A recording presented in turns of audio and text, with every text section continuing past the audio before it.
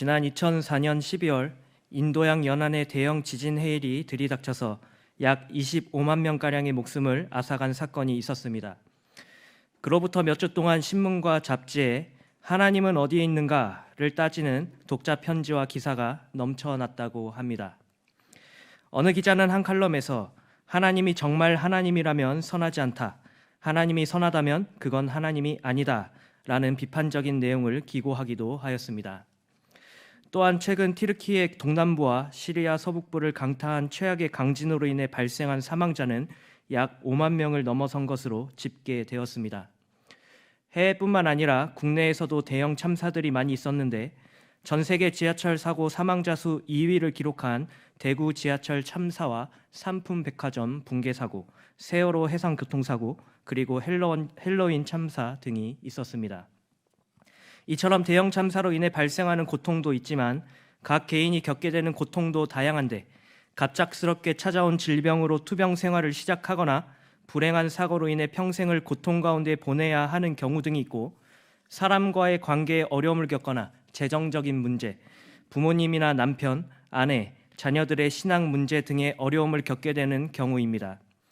대형 참사로 인한 고통은 물론 각 개인에게 어려움이 닥칠 때마다 논쟁거리가 되는 것은 바로 하나님은 왜 이해할 수 없는 고통을 사람에게 주시는가라는 원론적인 질문입니다. 무엇보다 이러한 삶의 고통은 불신자에게만 일어나는 것이 아니라 기독 신자에게도 일어나기 때문에 불신자들은 물론 기독 신자들까지도 소위 선하신 하나님의 존재를 의심하게 되는 것입니다.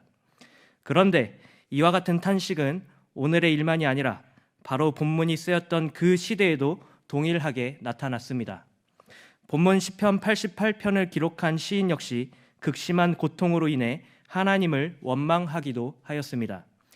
대다수 탄원시들은 고통 가운데에서도 한 줄기 빛 속에서 소망을 발견하며 확신하는 가운데 끝을 맺지만 본문의 시는 소망에 대한 말씀이 명시적으로 언급되지 않는다는 점에서 다른 탄원시와는 비교가 됩니다. 특히 시편의 표제인 마할랄르 안롯이라는 뜻은 슬픔 또는 질병 중에 있는 자를 위하여 연주하는 노래라는 의미인데, 이 제목만 보아도 본문의 필자가 얼마나 고통스러운 상황에 놓여 있었는지를 짐작해 볼 수 있습니다. 그렇다면 하나님께서는 왜 전혀 소망도 없고 고통으로 인한 탄식만이 가득한 이 탄원시를 성경에 그대로 기록해 두고 계시는 것입니까? 그것은 극심한 고통 가운데서도 시인이 가지고 있는 하나님을 향한 절대적인 신앙을 발견할 수 있기 때문입니다.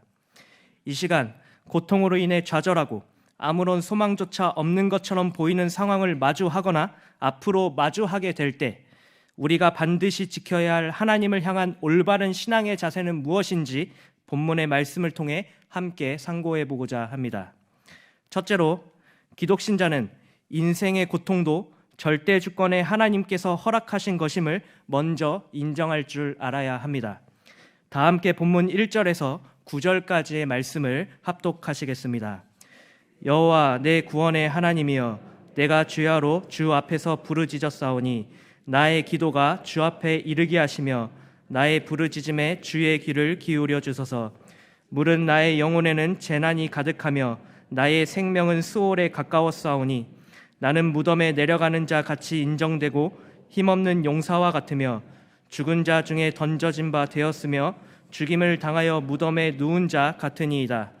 주께서 그들을 다시 기억하지 아니하시니 그들은 주의 손에서 끊어진 자니이다. 주께서 나를 깊은 웅덩이와 어둡고 음침한 곳에 두셨사오며 주의 노가 나를 심히 누르시고 주의 모든 파도가 나를 괴롭게 하셨나이다. 셀라. 주께서 내가 아는 자를 내게서 멀리 떠나게 하시고 나를 그들에게 가증한 것이 되게 하셨사오니 나는 갇혀서 나갈 수 없게 되었나이다. 곤란으로 말미암아 내 눈이 새하였나이다. 여호와여, 내가 매일 주를 부르며 주를 향하여 나의 두 손을 들었나이다. 아멘. 이 시의 주인공은 시편의 제목에 나와 있듯이 에스라인 헤만입니다.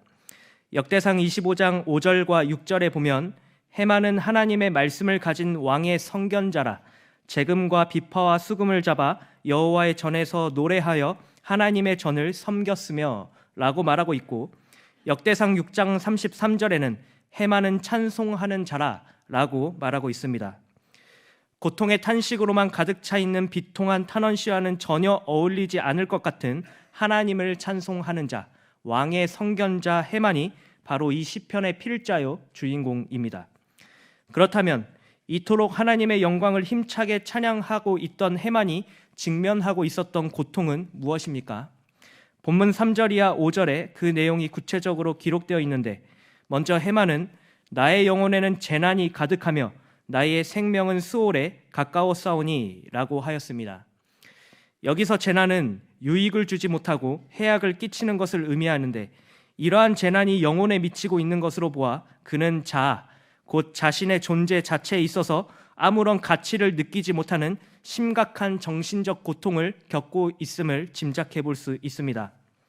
또한 영혼뿐만 아니라 생명까지도 스올, 곧 죽음에 가까울 만큼 극심한 고통을 느끼고 있었는데, 아마도 그는 어떤 질병이나 고통으로 인해 거의 죽을 지경에 이르는 육체적인 고통도 겪고 있음을 짐작해 볼 수 있습니다. 무엇보다 해만은 현재 자신의 상황을 두고 나는 무덤에 내려가는 자 같이 인정되고 힘없는 용사와 같으며 라고 말하면서 자신이 살아있는 자들 가운데서 숨은 쉬고 있을지라도 수많은 죽음의 공포로 둘러싸인 현실에 탄식을 내뱉고 있습니다. 특히 용사라는 표현을 사용하고 있는데, 이는 단순한 사람이 아니라 가장 강한 사람을 의미하는 말입니다.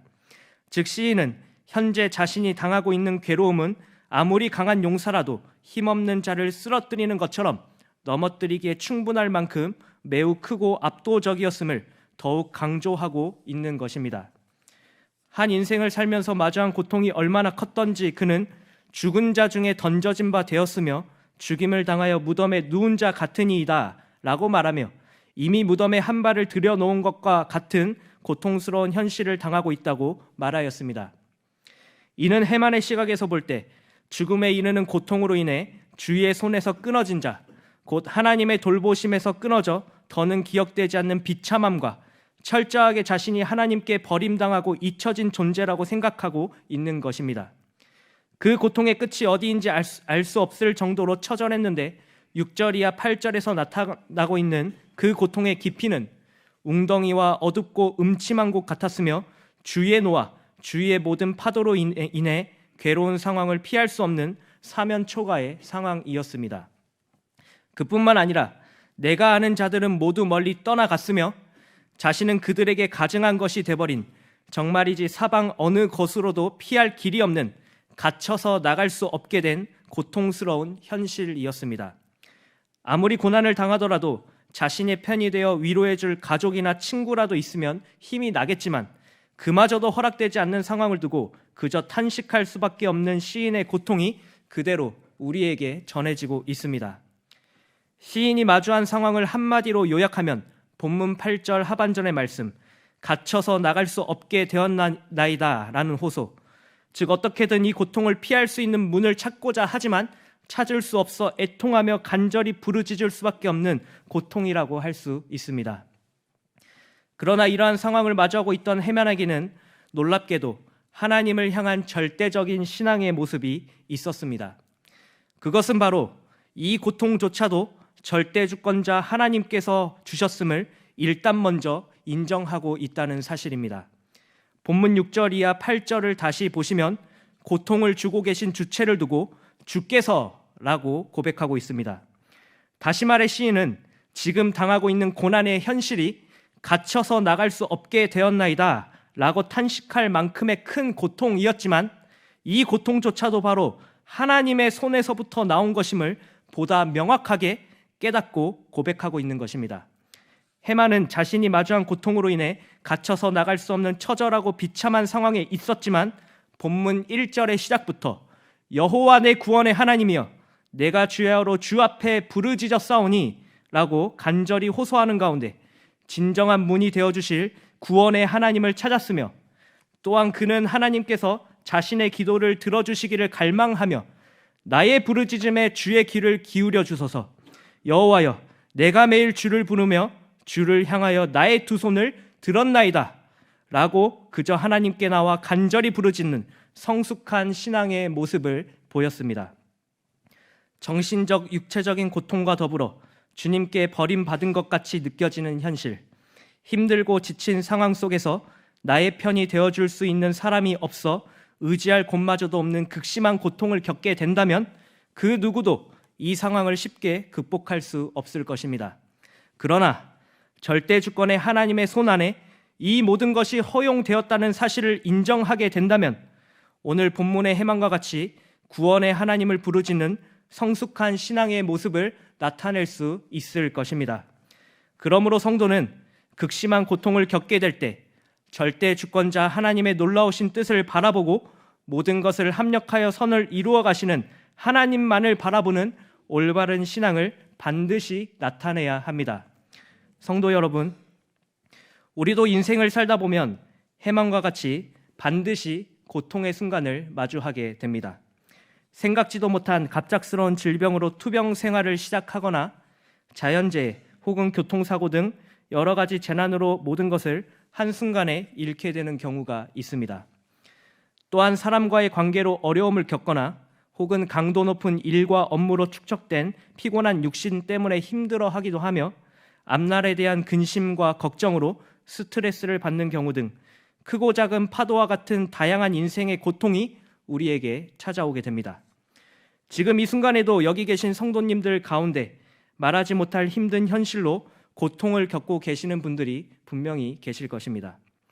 이처럼 곤란하고 힘든 고통의 상황을 마주할 때 기독 신자들은 과연 어떻게 반응해야 하겠습니까? 불신자들은 도대체 하나님은 어디에 계시는가? 라고 말하며 하나님을 부정하고 똑같이 고통을 당하고 있는 기독 신자들을 향해 믿으면 모든 것이 잘 돼야 하는 것이 아닌가? 라고 비꼬며 손가락질을 하겠지만 참된 기독 신자는 결코 이러한 비난에 동조하지 말고 본문에서 해만이 발휘하였던 신앙의 모습을 꼭 나타내야 할 것입니다. 특히 개혁주의 기독 신자라면 고통의 순간마저도 절대주권자 하나님께서 허용하신 것임을 먼저 인정할 줄 아는 올바른 신앙의 모습을 꼭 나타내야 합니다. 한 예로 저와 페이스북 친구이신 한 집사님의 고백을 소개하려고 합니다. 집사님께서는 올해로 10년차 항암 치료를 받고 계신 분이신데 올해에도 어김없이 입원하셔서 열흘간의 긴 항암 치료를 받게 되셨습니다. 항암 치료를 받으시는 가운데에서도 성경 필사를 꾸준히 하시며 하나님의 말씀을 묵상하고 계신다는 소식을 전하셨는데 그 글을 읽으며 집사님께서 가지고 계시는 깊고 진솔한 신앙의 모습을 발견하게 되었습니다. 집사님께서는 긴 항암 치료를 잘 받을 수 있도록 기도하시면서 동시에 이 항암 치료 또한 부족하지만 택자를 향한 하나님의 큰 계획에 의해 허락하신 일이라는 사실을 믿는다고 고백하셨습니다. 저는 이분이 고통을 마주하는 가운데 진짜 개혁주의 기독 신자로서 발휘해야 할 올바른 신앙의 자세를 그 누구보다 확실하게 보여주고 계신다고 생각합니다. 성도 여러분, 우리는 이 집사님의 고백과 같이 고통의 순간을 마주할 때 가장 먼저 절대주권자 하나님께서 모든 상황을 허락하셨다는 사실을 먼저 인정하는 가운데 유일한 구원의 소망이신 하나님 앞으로 나아가야 합니다. 왜냐하면 갇혀서 나갈 수 없게 된 상황, 곧 탈출구가 없는 그 순간에 우리 구주 예수 그리스도께서 내가 문이니 누구든지 나로 말미암아 들어가면 구원을 받고 라고 말씀하셨고 내가 곧 길이요 진리요 생명이니 라고 분명하게 말씀하시며 구원의 길을 활짝 열어주셨기 때문입니다. 그러니 기독신자는 일단 먼저 절대주권자 하나님을 인정하고 구원의 문이 되시며 고통에서 탈출할 수 있는 길이 되어주시는 예수 그리스도 앞으로 담대히 나아가야 합니다. 여전히 변하지 않는 현실로 인해 고통을 당하고 계시는 성도님들이 계십니까? 누구보다 열심히 하나님을 섬기고 교회를 위하여 봉사하였지만 계속되는 고통으로 인해 힘들어하시는 성도님들이 계십니까? 오늘 본문을 통해 절대주권의 하나님을 먼저 인정하고 구원의 문이 되신 주님께 나아갔던 해만의 성숙한 신앙을 보시고 위로와 격려를 얻으시기를 바랍니다. 비록 상황은 변하지 않는다고 해도 하나님을 향한 절대적인 신앙과 믿음을 끝까지 발휘한다면 하나님께서는 말로 다 할 수 없는 평안을 고통 가운데 계신 성도들에게 반드시 주실 것입니다. 그러므로 고통으로 인해 슬픔과 낙심이 엄습할지라도 절대주권자 하나님께서 이 모든 일을 허용하셨다는 사실을 확실하게 믿는 가운데 구원의 문이신 주님 앞에 두 손을 높이 들고 나아가는 성숙한 신앙인의 모습을 일평생 나타내시는 경양의 모든 성도가 되시기를 바랍니다. 둘째로, 기독신자는 극심한 고통에서도 여호와 하나님을 떠나지 말고 끝까지 붙들며 간구해야 합니다. 다 함께 본문 10절에서 18절까지의 말씀을 합독하시겠습니다. 주께서 죽은 자에게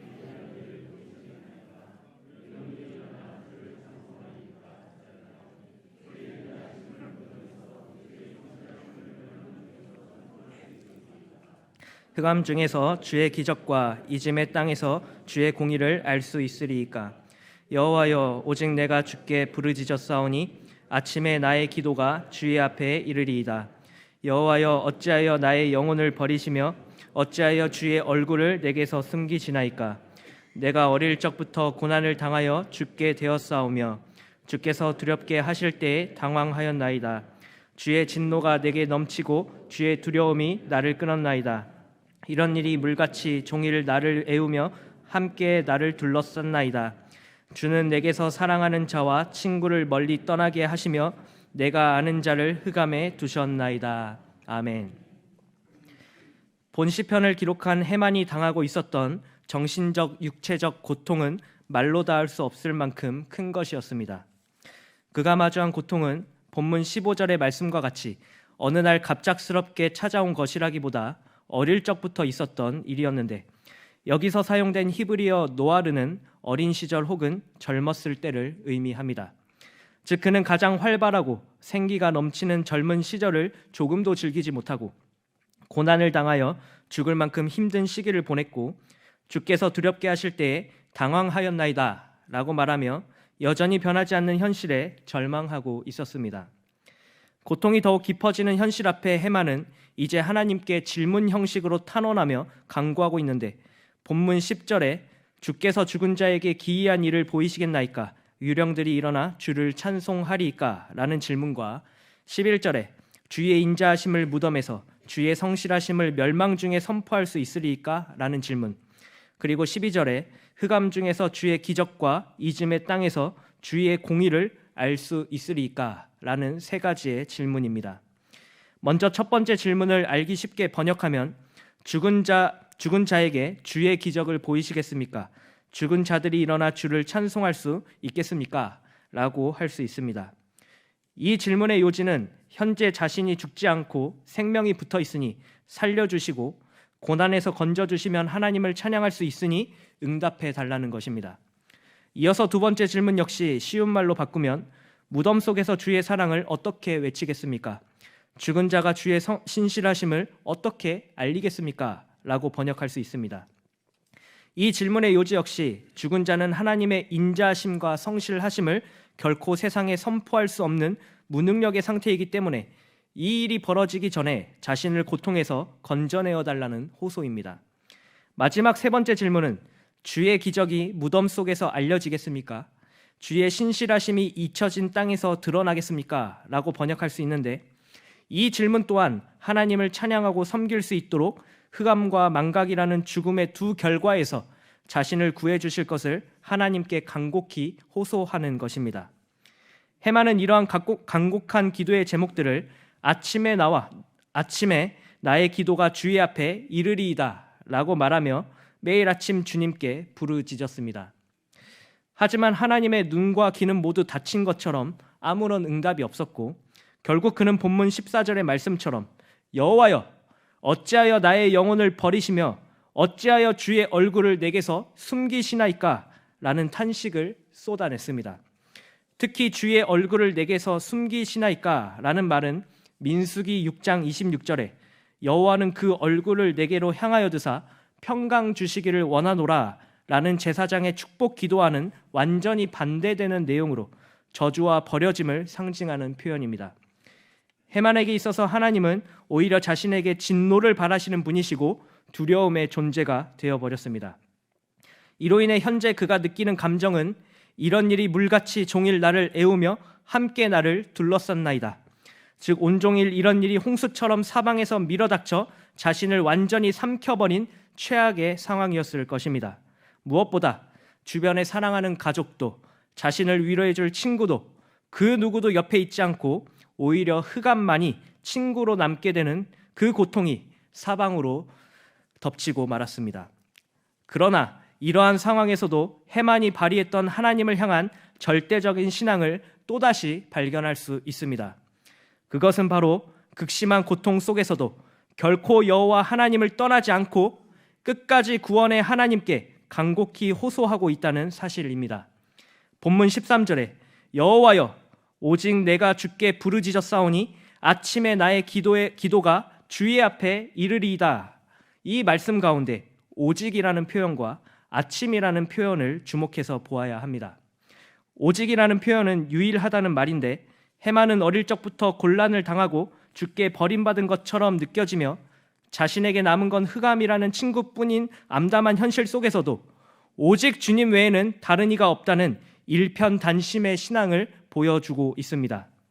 또한 아침은 다른 일을 시작하기 전 최우선으로 하나님 앞에 기도를 드리는 하나님 중심의 신앙을 의미합니다. 다시 말해 시인은 고통의 절정 가운데에서도 오직 구원의 문이 되시는 여호와 하나님을 절대 떠나지 않았고 오직 그분께만 간구하는 하나님 중심의 신앙을 보여주었던 것입니다. 무엇보다 시편 88편 전장에서 주라는 표현이 무려 24번이나 사용되고 있을 만큼 해마는 원망과 탄식을 하더라도 주님 앞에서 하고 있으며 그분께 간구하는 형태로 지속하고 있음을 알 수 있습니다. 또한 해만이 앞서 던진 세 가지의 질문 역시 모두 주를 찬송하고 주의 인자와 성실을 선포하며 주의 공의를 선포하기 위한 간절한 간구였습니다. 다시 말해 해만은 여전히 변하지 않고 지속되는 고통, 자신의 간곡한 호소에도 아무런 응답이 없는 것만 같은 상황 속에서도 결코 하나님을 떠나지 않았고 하나님의 인자와 성실과 의를 선포할 수 있도록 끊임없이 주님 앞에 나와 간구하였던 성숙한 신앙의 모습을 그 누구보다 잘 보여주고 있었던 것입니다. 오늘날 기독신자 역시 고통의 절정에 있을 때라도 결코 하나님을 떠나지 말고 오히려 그분께 매달리는 간절한 마음으로 간구하는 신앙의 모습을 나타내야 합니다. 성도 여러분, 기독신자든 불신자든 그 누구도 고통이나 질병, 재앙과 같은 일에서 벗어날 수 없습니다. 어떤 이들은 예수님을 믿으면 모든 것이 잘 되고 고통과 같은 시련은 절대로 없을 거야 라는 잘못된 말을 하기도 합니다. 이와 같은 어처구니 없는 말을 그대로 믿는 사람은 예수를 믿는 인생에는 꽃길만이 활짝 열리고 고통은 없을 것이라고 기대하며 살다가 작은 시련이 오게 되면 금세 여호와 하나님을 욕하고 떠나버리는 안타까운 인생으로 전락하게 되고 맙니다. 중요한 것은 모든 인생에게 고통이 동일하게 주어진다면 이를 대처하기 위해 어떠한 신앙의 모습을 발휘하느냐에 달려 있습니다. 어느 날 갑작스러운 사고로 인해 극심한 고통에 빠졌지만 오히려 더욱 하나님 앞에 나아와 간절히 간구했던 한 사람을 소개하려고 합니다. 이 사람은 지난 2000년 이화여대 유아교육과 4학년에 재학 중에 있었습니다. 그녀는 여느 때처럼 늦은 시간까지 도서관에서 공부를 마치고 친오빠와 함께 차를 타고 귀가하고 있었습니다. 그런데 불행하게도 음주운전자가 낸 7중 추돌 사고를 당하게 되었고 이후 차는 화마에 휩싸이고 말았습니다. 이 사고로 인해 그녀는 전신 55%의 3도 중화상을 입게 되었고 사고 이후 40번이 넘는 대수술을 받았지만 이전의 얼굴을 잃어버렸고 안면장애와 지체장애 1급을 판정받게 되었습니다. 한순간에 건강을 잃게 된 그녀는 극심한 우울증에 빠지기도 하였고 하나님을 원망하기도 하였습니다. 그러나 그것도 잠시 그녀는 하나님 앞에 나아와 매일 간구하며 간절히 매달렸습니다. 이후 그녀는 유아교육과를 졸업한 후 미국으로 유학하여 보스턴대에서 재활상담학 석사학위와 컬럼비아대에서 사회복지학 석사학위를 또 UCLA에서 사회복지학 박사학위를 받은 뒤 최근 자신의 모교인 이화여자대학교 사회복지학과 교수로 임용되었다고 합니다. 그녀의 이름은 바로 지선아 사랑의 저자 이지선 씨입니다. 그녀의 인생을 보면 갑작스러운 사고로 인한 고통뿐이었습니다. 하지만 이 시기를 주님 앞에 매달리며 통과하는 참으로 대단한 신앙인의 모습을 보여주었습니다. 마찬가지로 갑작스러운 질병이나 사고 또는 각자가 겪고 있는 개인의 고통을 마주하고 있는 성도는 절대로 하나님의 곁을 떠나지 말고 오히려 하나님 앞에 나아와 간절히 간구해야 합니다. 한나가 분인나로 인해 그 마음이 괴로울 때 더욱 하나님 앞에 나아와 기도하고 통곡하였던 것처럼 오늘날 성도들 역시 마음이 괴롭거나 힘들고 지쳐 있을 때 여호와 하나님을 떠나지 말고 더욱 은혜의 보좌 앞으로 담대히 나아가야 합니다. 오늘도 여전히 간절한 기도를 올려드리지만 아무런 변화가 없는 것처럼 여겨지시는 분이 혹시 계십니까? 하나님 앞에 아무리 간절히 호소해도 응답하지 않으시는 것처럼 느껴지십니까? 그러나 성도 여러분, 하나님께서는 언제나 우리의 간절한 호소를 듣고 계시는 분이십니다.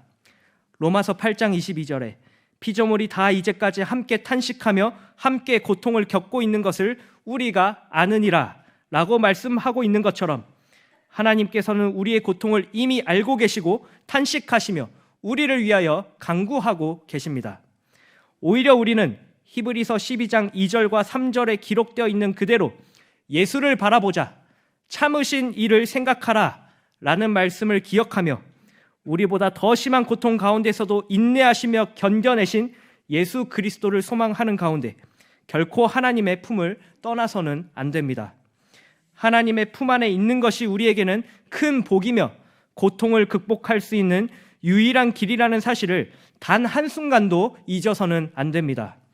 그러므로 우리가 당하고 있는 고통으로 인해 하나님을 원망하고 떠나가는 죄를 범하지 말고 오히려 그럴 때일수록 유일한 치료자요 해결사이신 하나님만을 붙잡고 간구하여 끝내 자신의 신앙을 지키시는 경향의 모든 성도가 되시기를 바랍니다.